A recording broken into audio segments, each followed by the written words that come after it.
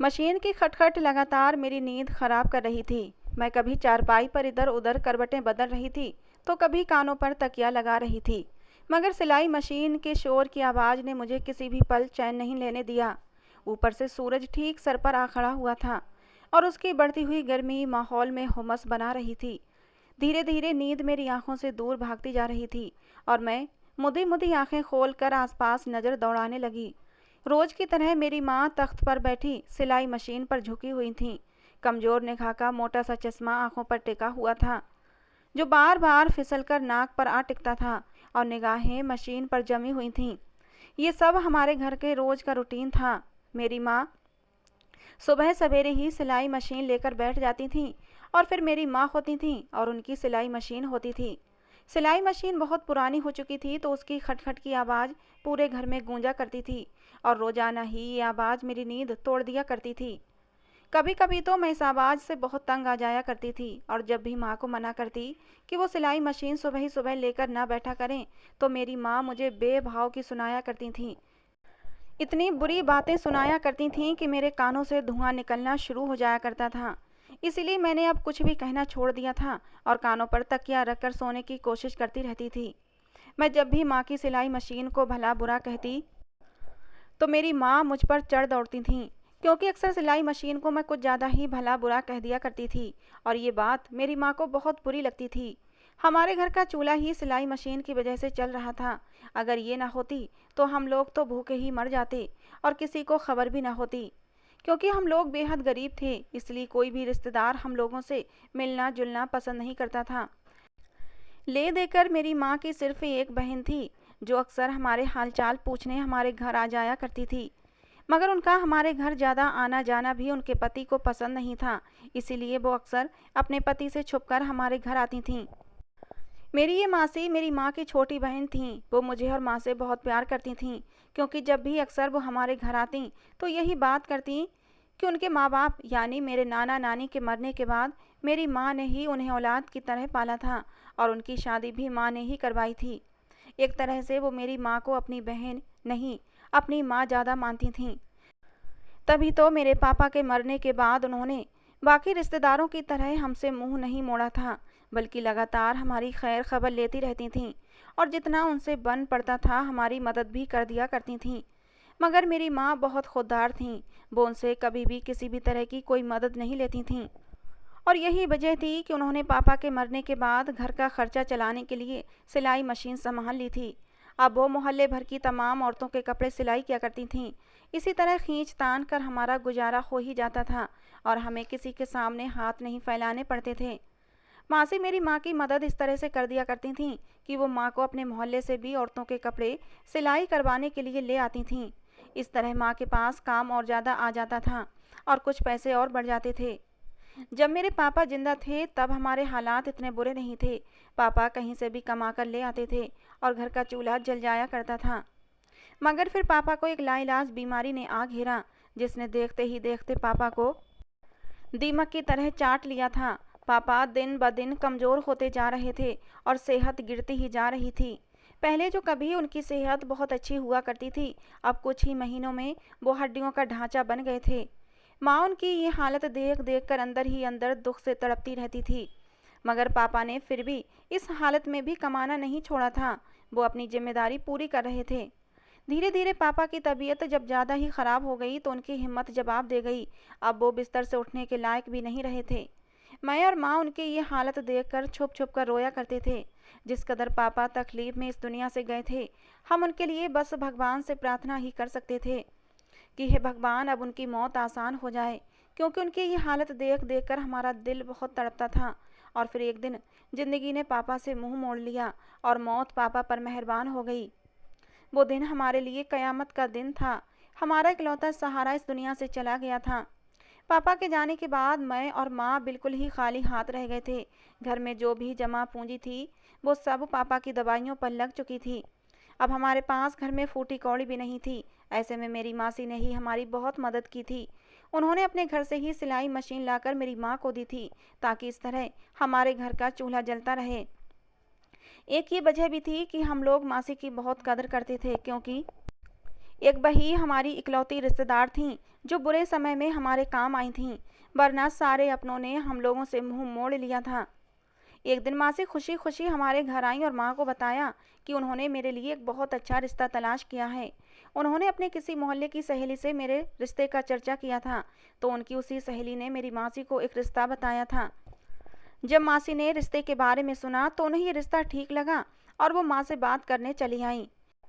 मेरी माँ तो पहले से ही इस इंतजार में बैठी थी कि कहीं से कोई अच्छा रिश्ता आए और वो मेरा बोझ अपने सर से उतार दें, क्योंकि जब से पापा इस दुनिया से गए थे मेरी माँ बहुत कमज़ोर होकर रह गई थीं। वो चाहती थीं कि उनकी ज़िंदगी में ही मेरी शादी हो जाए और मैं अपने घर की हो जाऊं, ताकि वो सुकून से मर सकें। मरने के बाद उनके दिल पर कोई बोझ न रहे, जिस तरह से पापा मेरी शादी का बोझ लिए इस दुनिया से चले गए थे। आखिर समय में वो माँ को यही कहते रहे कि काश मेरी आंखों के सामने सरू अपने घर की हो जाती तो मैं सुकून से मर सकता और मेरे दिल पर कोई बोझ न रहता। और अब जब मासी ये रिश्ता लेकर आई तो माँ की खुशी का कोई ठिकाना नहीं था। कुछ दिन बाद मासी के साथ लड़के वाले मुझे देखने आए थे। लड़के वालों ने मुझे देखते ही पसंद कर लिया था। माँ ने कोई लगी लिपटी रखे बगैर उन्हें अपने घर के हालात बता दिए थे कि हम लोग ज़्यादा दहेज नहीं दे सकते। मेरे पति के मरने के बाद घर से सारी जमा पूंजी खत्म हो गई है। अब जो भी मैं कमाती हूँ उसी से मैं अपने घर का गुजारा करती हूँ। माँ की बात सुनते ही लड़के वालों के माथे पर बल पड़ गए थे। उनके बदलते हुए हाव भाव देखकर माँ ने उनसे कहा कि वो फिर भी अपनी हैसियत से बढ़कर ही दहेज का इंतजाम जरूर करेंगी। इस बात पर वो लोग थोड़ा खुश हो गए थे। इस तरह मेरा रिश्ता तय हो गया और कुछ महीनों बाद शादी की तारीख रख दी गई। ये समय भी मेरी माँ ने उनसे बहुत मुश्किलों से लिया था, वरना वो लोग तो 1 महीने में ही शादी की तारीख मांग रहे थे। इतनी जल्दी शादी करने के लिए मेरी माँ के पास कोई भी सामान मौजूद नहीं था, इसीलिए तो माँ ने उनसे कुछ महीनों का समय मांगा था। धीरे धीरे दिन गुजरते जा रहे थे और शादी के दिन करीब आते जा रहे थे। मेरी शादी के लिए पैसों का इंतजाम कहीं से भी नहीं हो पा रहा था। माँ ने मेरे मामा से शादी में मदद करने की विनती की, मगर उन्होंने साफ हरी झंडी दिखा दी कि वो ऐसी कोई भी उम्मीद मुझसे न रखें। मेरे घर के हालात बहुत ख़राब हैं। जबकि सभी जानते थे कि मामा अच्छा कमाते खाते हैं, उन्हें किसी चीज़ की कमी नहीं है। वो चाहते तो मेरी शादी का पूरा खर्चा भी उठा सकते थे, मगर उन्होंने ऐसा नहीं किया। मामा की तरफ से मायूस होकर माँ ने मेरे बड़े ताऊजी से हाथ फैलाए थे, मगर ताई जी ने मेरी माँ को बहुत ही जलील किया था कि जब हाथ में पैसे नहीं थे तो बेटी की शादी करने की क्या ज़रूरत थी। मेरी माँ हर तरफ से मायूस हो चुकी थीं। ऐसे में मेरी माँ से ही आगे बढ़ी और उन्होंने मेरी शादी के लिए अपने कान की बालियाँ बेच दीं और कुछ उनके पास उनकी जमा पूंजी रखी हुई थी वो भी मेरी माँ को दे दी, वो भी अपने पति से छुपकर, वरना उनके पति उन्हें ऐसा हरगिज नहीं करने देते। मासी की इस बात ने हमें उनके एहसानों तले दबा दिया था। मेरी माँ तो मासी के सामने निगाहें नीचे किए बैठी रहीं। इस तरह से कुछ तो मेरी शादी का इंतजाम हो गया था। अभी शादी में 1 हफ्ता बचा था। इतने में लड़के की बहन हमारे घर आई और उसने हमारे सामने ये डिमांड रखी कि उन्हें दहेज में मोटरसाइकिल चाहिए। उनकी ये बात सुनकर मेरी माँ को धक्का सा लगा था। मेरी मासी के पैरों तले से भी जमीन निकल गई थी। उन लोगों से इस बात की उम्मीद हरगिज नहीं थी वहाँ से कि कोई ऐसी बात भी सामने आएगी। पहले ही मेरी दहेज की कुछ चीज़ों का और बारात के खाने का इंतजाम इतनी मुश्किल से हुआ था, और अब मेरी माँ दहेज में मोटरसाइकिल कैसे दे सकती थी? ये तो बिल्कुल ही नामुमकिन बात थी। माँ ने उन लोगों को हमारे घर के हालात पहले ही बता रखे थे। अब ऐसे में उनकी तरफ से ये सारी बातें कुछ भी समझ नहीं आ रहा था। माँ ने उसी समय उनसे माफ़ी मांगी कि हम लोग मोटरसाइकिल नहीं दे सकते। इसी बात को उन लोगों ने अपनी अना का मसला बना लिया और बारात लाने से साफ इनकार कर दिया कि अगर तुम लोग दहेज में मोटरसाइकिल नहीं दोगे तो हम लोग बारात नहीं लाएंगे। मेरी माँ और मासीनों ने बहुत समझाने की कोशिश की, मगर वो लोग अपनी जिद पर अड़े रहे और इस तरह मेरी शादी होते होते रह गई, क्योंकि उन लोगों ने मोटरसाइकिल के बगैर शादी करने से साफ मना कर दिया था। इस बात का सदमा मेरी माँ ने इस कदर दिल से लगा लिया कि वो बिस्तर से लग गईं। मैं दिन रात उन्हें देख देख कर रोती रहती थी, क्योंकि अब वही तो मेरा सहारा थीं। पापा के बाद ज़िंदगी बहुत मुश्किल हो गई थी, मगर मेरी माँ ने फिर भी मुझे पापा की कमी महसूस न होने दी थी। और अब जब मेरी माँ ही चारपाई से लग गई थी तो एक बार फिर पापा के जाने का मंजर मेरी आंखों के सामने घूम गया था। एक रात मेरी माँ ऐसी सोईं कि फिर कभी ना उठीं, वो सोती ही रह गईं और उठ ना सकीं। मैं सुबह सुबह जब माँ को उठाना चाहा तो उनका हाथ एक तरफ को लड़क गया। मैं एकदम धक से रह गई थी।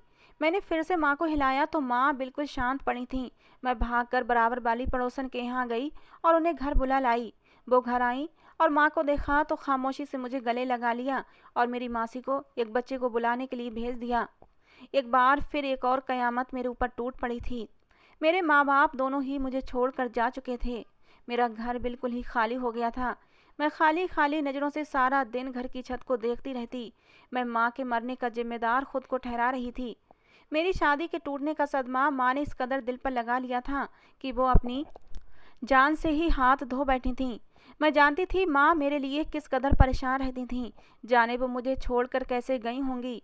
जब मौत उनके सामने आई होगी तो उन्होंने हाथ तो जोड़े ही होंगे कि यह मौत मुझे थोड़ी सी मोहलत और दे दे। लेकिन मौत कब किसी की सुनती है।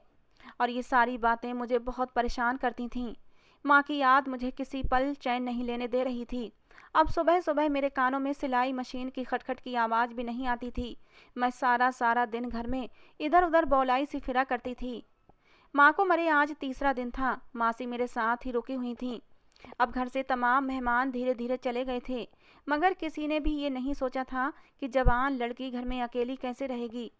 इन हालातों में भी मासी ही सामने आई और मुझे अपने साथ अपने घर ले आई। मासी के एक और एहसान तले मैं दब चुकी थी।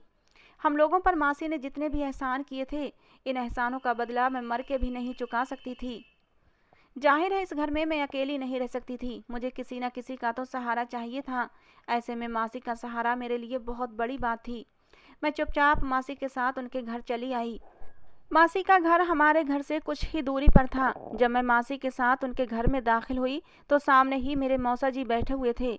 मुझे देखते ही उनके माथे पर बल पड़ गए, मगर उन्होंने मुंह से कुछ न कहा। मासी के घर में 2 ही कमरे थे। एक कमरे में मासी और मौसा जी रहते थे, तो मासी के दूसरे कमरे में मेरा सामान रखवा दिया गया था। मेरे पास सामान ही क्या था, बस कुछ जोड़ी कपड़े थे पहनने के लिए। इसके अलावा मेरे पास कोई भी सामान न था। मैं कमरे में आ गई तो मासी भी अपने कमरे में चली गईं। कुछ देर बाद मासी के कमरे से उनके लड़ने की आवाज़ें आ रही थीं। मासी अपने पति से कह रही थीं कि अनाथ समझकर ही सरू को इस घर में रहने दें। भगवान आपको इसके बदले कोई अच्छा फल जरूर देगा। मगर उनके पति किसी भी सूरत राजी नहीं हो रहे थे। कुछ देर तक उनके लड़ने की आवाज़ें आती रहीं और मैं दूसरे कमरे में परेशान बैठी रही। अगर मैं यहाँ से भी निकाल दी गई तो मैं कहाँ जाऊँगी। मेरे पास तो इस घर के अलावा कोई दूसरा ठिकाना भी न था। कुछ देर बाद मौसा जी घर से बाहर चले गए। उनके जाने के बाद मैंने मासी से पूछा, क्या उन्हें मेरा इस घर में रहना पसंद नहीं आया? तो मासी ने निगाहें चुराते हुए कहा, ऐसी कोई बात नहीं है सरू। वो हम लोग किसी और बात पर लड़ रहे थे। तुम्हें परेशान होने की ज़रूरत नहीं है। अब तुम इसी घर में रहोगी। ये सुनकर मुझे थोड़ा सुकून हुआ था। दिन ऐसे ही धीरे धीरे गुजरते जा रहे थे। अब मैं मासी के साथ उनके घर में ही रहने लगी थी। उस दिन के बाद से मौसा जी को दोबारा मासी से कुछ कहते नहीं सुना था। उनका व्यवहार भी मेरे साथ ठीक हो गया था। वो मुझे घर से निकालने के लिए नहीं कहते थे। मेरे लिए इतना ही काफ़ी था। मैं जो अपने घर में हिलकर काम भी नहीं करती थी, मासी के पूरे घर की जिम्मेदारी अब मैंने ही संभाल ली थी। हालांकि मासी मुझे काम करने से मना करती थीं, और फिर भी मैं काम में लगी रहती थी, क्योंकि मुझे अच्छा नहीं लगता था किसी के घर में रहकर आराम से बैठकर खाऊं। इसीलिए मैं दिन भर काम करती रहती थी। एक रात मैं सो रही थी जब मुझे मासी और मौसा जी के कमरे से लड़ने की आवाज़ें आने लगीं। मैंने उन आवाज़ों पर गौर किया तो मुझे उनकी लड़ाई के बीच अपना नाम सुनाई दिया। मैं एकदम से परेशान हो गई थी कि कहीं मौसा जी मुझे इस तरह इस घर से निकालने का तो नहीं कह रहे होंगे। मगर फिर कुछ देर बाद सारी आवाज़ें आनी बंद हो गईं। मगर फिर उसके बाद मुझे नींद ना आई। बेघर होने का डर मेरे दिमाग में पंजे गाड़े बैठा था। पूरी रात मैंने जागते हुए आंखों में ही काट दी थी। मुझे एक पल के लिए भी नींद नहीं आई थी। सुबह उठते ही मैंने मासी से रात के बारे में पूछा तो उन्होंने बात गोल कर दी और अपनी उस लड़ाई के बारे में मुझे कुछ न बताया। मगर मुझे मासी कुछ परेशान सी दिखाई दे रही थीं और उनसे बात करने के लिए मैं उन्हें आवाज़ देती, मगर उन्हें मेरी आवाज़ भी सुनाई नहीं देती। मुझे वो किसी और ही दुनिया में खोई हुई नज़र आती थीं।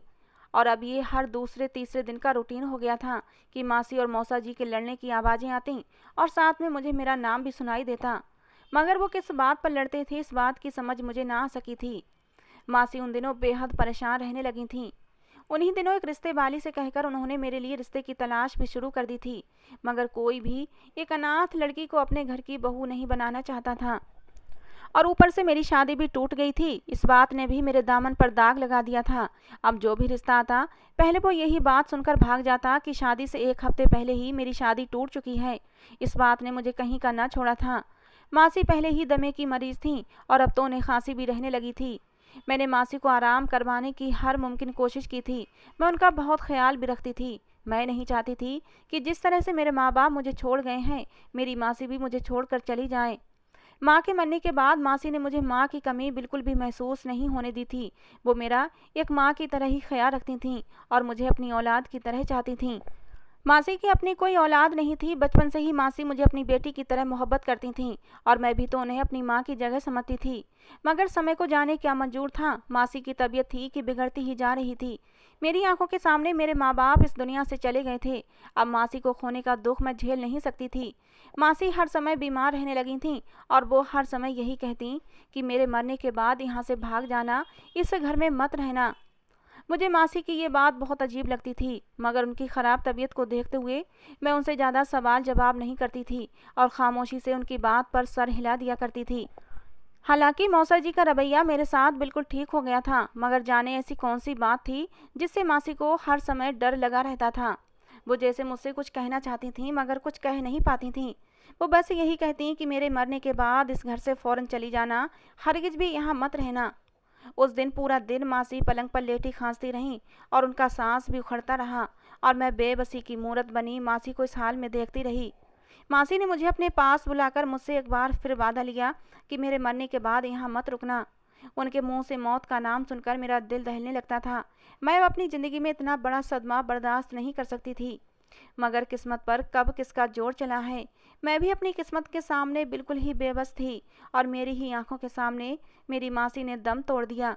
एक बार फिर एक और कयामत मुझ पर टूटी थी और हर बार की तरह मेरी ज़िंदगी रही। मेरे सारे रिश्ते एक एक करके इस दुनिया से चले गए थे, मगर मैं जिंदा थी। उस समय मैंने भी अपनी मौत की दुआ मांगी थी। मासी के अंतिम संस्कार के बाद मैं सोच रही थी कि मुझे इस घर में रहना चाहिए या नहीं, मगर मैं कोई भी फैसला नहीं कर पा रही थी कि मुझे क्या करना चाहिए। अगर मैं इस घर से निकल भी जाऊं तो कहाँ जाऊंगी? इस भरी दुनिया में तो अब मेरा कोई भी नहीं था। मामा चंद पलों के लिए मासी के अंतिम संस्कार में आए थे और मुझसे बात किए बगैर ही चले गए थे। उन्होंने ये तक नहीं पूछा कि तुम इस घर में अब कैसे रहोगी। मेरी मासी की अर्थी सामने रखी थी और औरतें बातें कर रही थीं कि एक हफ्ता पहले शादी टूट गई, जरूर लड़की में कोई कमी रही होगी जो यूं एक हफ्ता पहले लड़के वालों ने बारात लाने से मना कर दिया। और तो और माँ बाप भी मर गए हैं, अब अपनी मासी को भी खा गई। ये लड़की तो बड़ी ही मनहूस है, जिस घर में भी जाएगी वहाँ मनहूसियत ही फैलाएगी। इन औरतों की ये बातें सुनकर मेरा दिल छलनी हो रहा था। वो औरतें अपनी जवान से किसी भी को भी जान से मारने का हुनर रखती थीं। मैं बस खामोश बैठी उन औरतों की बातें सुन रही थी और अपनी किस्मत को कोस रही थी। रात गहरी होती जा रही थी। घर से तमाम मेहमान धीरे धीरे जा चुके थे। मौसा जी अभी तक घर नहीं आए थे। मुझे उनके घर आने से पहले पहले इस घर से निकलने का फैसला करना था और फिर मैंने फैसला कर लिया था कि मैं मासी की बात ज़रूर मानूंगी और ये घर छोड़कर कहीं भी चली जाऊंगी। आखिर मासी ने इतनी बड़ी बात कही थी तो कुछ सोच कर ही कही होगी, वरना तो वो मुझे माँ से बढ़कर भी चाहती थीं। क्यों बिना किसी वजह के मुझे अपनी मौत के बाद बेघर कर सकती थीं। मैंने एक बैग में अपने कुछ कपड़े रखे और कुछ पैसे जो मरने से कुछ दिन पहले मासी ने मुझे दिए थे वो भी अपने बैग में रखे और अपने आप को चादर में लपेट कर मैं घर से निकलने लगी। मगर उसी समय मौसा जी घर में दाखिल हुए और मुझे यूं घर से निकलता देखकर वो रुक गए। उन्होंने मुझसे पूछा कि रात के समय तुम कहाँ जा रही हो? तो मेरी जबान जैसे तालू से चिपक गई थी। उन्होंने मेरे हाथ में पकड़ा बैग देखा और समझ गए कि मैं ये घर छोड़कर जा रही हूँ।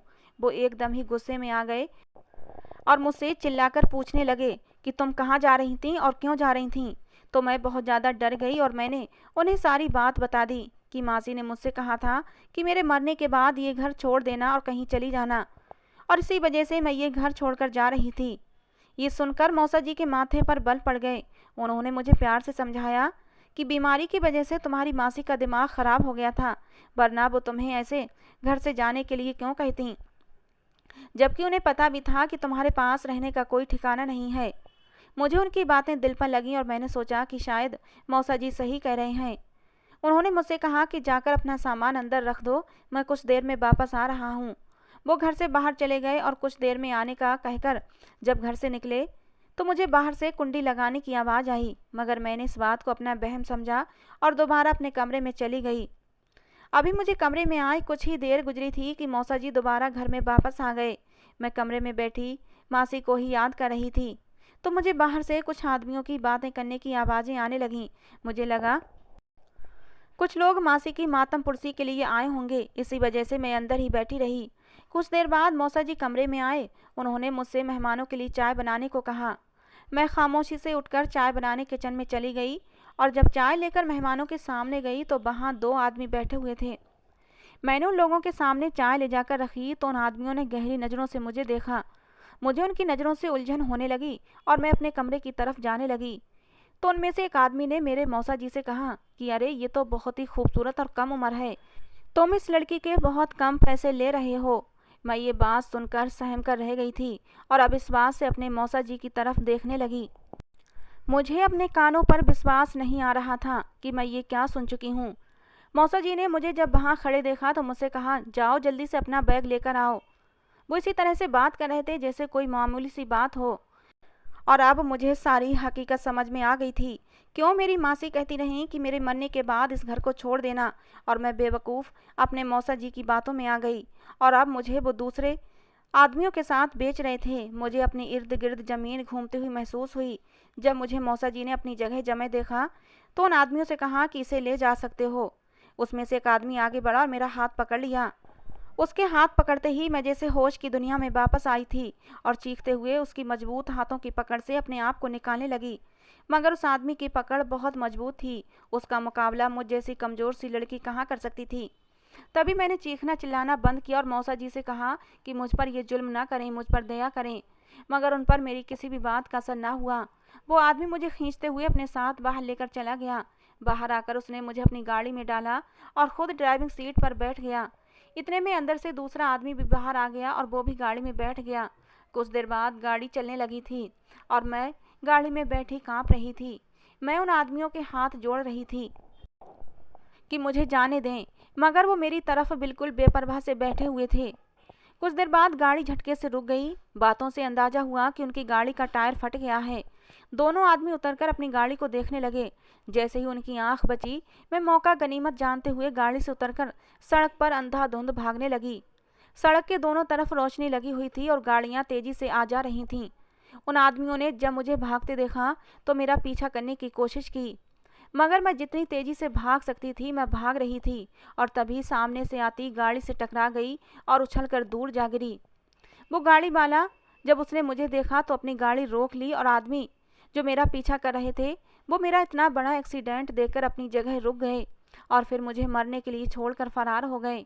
उस गाड़ी वाले ने मुझे उठाकर अस्पताल पहुंचाया। जब मैं होश में आई और ख़ुद को अस्पताल में पाया तो भगवान का धन्यवाद किया कि मैं उन आदमियों से बच गई हूँ, वरना जाने वो मेरा क्या हाल करते। कुछ देर बाद एक आदमी अंदर आया और उसने अपना इंट्रोडक्शन करवाया। वो 60-65 साल का आदमी था। कहने लगा कि मेरी गाड़ी से तुम्हारा एक्सीडेंट हुआ था, तभी मैं तुम्हें उठाकर यहाँ अस्पताल ले आया हूँ। उसने मुझसे मेरे घर का पता पूछा तो मैं रोने लगी क्योंकि मेरे पास तो कोई घर ही नहीं था। मैंने उस आदमी को सारी सच्चाई बता दी और उससे विनती की कि मुझे कहीं भी किसी अनाथ आश्रम में छोड़ आओ, क्योंकि अब इस दुनिया में मेरा कोई नहीं है। वो कुछ देर तक सोचता रहा, फिर उसने अपनी पत्नी को फ़ोन करके मेरे बारे में सारी बात बताई और अपनी पत्नी से मेरी बात भी करवाई। फिर अपनी पत्नी की अनुमति से वो मुझे अपने घर ले गया। उस आदमी की पत्नी बहुत ही अच्छी औरत थी। उसने मुझे अपने घर में जगह दी। मैं कुछ साल तक उन अच्छे लोगों के पास रही। फिर उन लोगों ने एक अच्छी जगह मेरा रिश्ता देखकर मेरी शादी कर दी। शादी से पहले मैंने अपने होने वाले पति को अपने बारे में सारी सच्चाई बता दी थी ताकि शादी के बाद कोई परेशानी ना हो। मेरे पति ने मुझे मेरी हकीकत के साथ दिल से स्वीकार किया था। आज मैं अपने घर में बहुत ही सुकून की ज़िंदगी गुजर बसर कर रही हूँ। मेरी ज़िंदगी में इतनी मुश्किलों से गुजरने के बाद मुझे समझ में आया कि अगर दुनिया में बुरे लोग मौजूद हैं तो अच्छे लोग भी मौजूद हैं। पूरी दुनिया एक जैसी नहीं होती। जिस तरह हाथ की 5 उंगलियां बराबर नहीं होती। जिन लोगों ने मुझे पनाह दी थी वो बहुत ही अच्छे लोग थे। जो गैर थे वो मेरे रक्षक बने और जो मेरे अपने थे वही मेरे भक्षक बन गए थे। आज मुझे अपनी ज़िंदगी से कोई शिकवा नहीं है। खुशी खुशी मैं अपने पति के साथ अपनी ज़िंदगी गुजार रही हूँ। तो दोस्तों, ये थी आज की हमारी कहानी। आपको कैसी लगी ज़रूर बताना। पसंद आई हो तो प्लीज़ लाइक करना। रोज़ एक नई कहानी सुनने के लिए हमारे चैनल को सब्सक्राइब करना। कहानी को अंत तक सुनने के लिए आप लोगों का बहुत बहुत धन्यवाद दोस्तों।